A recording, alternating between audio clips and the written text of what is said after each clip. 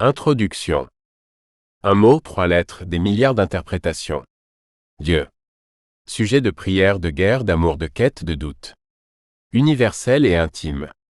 Présent dans les textes, dans les silences, dans les cris et les contemplations. Ce livre n'entend pas trancher. Il explore. Il relie. Il interroge. Il vous emmène au cœur de ce mystère fondamental, avec des mots simples pour tous et des chapitres profonds pour chacun.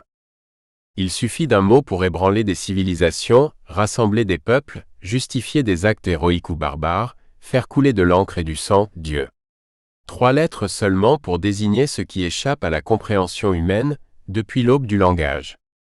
Depuis que l'être humain a levé les yeux vers le ciel, il y a vu plus qu'un vide étoilé. Il y a projeté une présence. Une force. Une volonté. Un mystère. Ce mystère, chacun l'a nommé à sa manière. YHWH, Allah, Brahman, le grand esprit, l'univers, l'être, la source ou simplement rien. Car la négation de Dieu est aussi une manière de lui rendre hommage, en affirmant qu'aucun mot, aucune image, aucune forme ne saurait contenir ce qui peut-être n'a jamais existé que dans nos cœurs. Ce livre n'est pas une tentative de prouver Dieu, ni de l'infirmer. Il ne cherche ni à convertir, ni à réfuter. Il n'est pas religieux, ni anti-religieux. Il est curieux. Il se pose la question que tous les enfants posent un jour, et que les adultes camouflent souvent sous des certitudes. Qui est Dieu? Pourquoi Dieu? Et s'il n'y avait pas de Dieu? En ces temps où l'on croit tout savoir, où l'on mesure l'univers en gigaoctets, où l'on implante la pensée dans la machine, où le sacré s'est effacé des discours publics, il reste une inquiétude ou une espérance.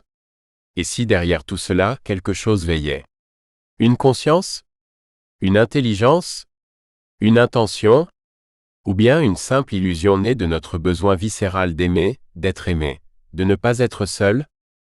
Vous trouverez ici des récits, des hypothèses, des croyances, des doutes, des élans mystiques et des refus rationnels. Ce livre est un voyage. Un tour du monde des dieux, un tour d'esprit autour de Dieu. Un miroir tendu à ceux qui croient, à ceux qui doutent, à ceux qui ne savent pas qu'ils croient, et à ceux qui cherchent sans fin. Car peut-être que Dieu n'est pas au bout de la route, mais dans la marche elle-même. Bienvenue dans l'exploration de l'invisible. Chapitre 1. Le besoin d'un Dieu. 1.1. La peur du vide. L'être humain est la seule créature capable de contempler sa propre fin, d'imaginer l'absence, de se projeter au-delà de sa propre existence. Cette conscience du néant est à la fois sa plus grande richesse et sa plus terrible malédiction. Car dans ce vide, il voit la mort, l'oubli, l'inutilité. Un abîme sans réponse. Un silence qui le hante. Depuis toujours, cette peur du vide a façonné nos croyances.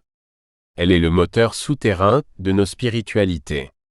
À l'instant où l'on prend conscience de sa propre fragilité, on cherche à remplir ce vide, avec des dieux, des mythes, des rituels, des systèmes de sens. Comme un enfant qui, réveillé dans le noir, appelle un parent pour être rassuré. Le vide n'est pas qu'une absence matérielle, c'est l'absence de sens. Or, l'humain a besoin de sens comme il a besoin d'air.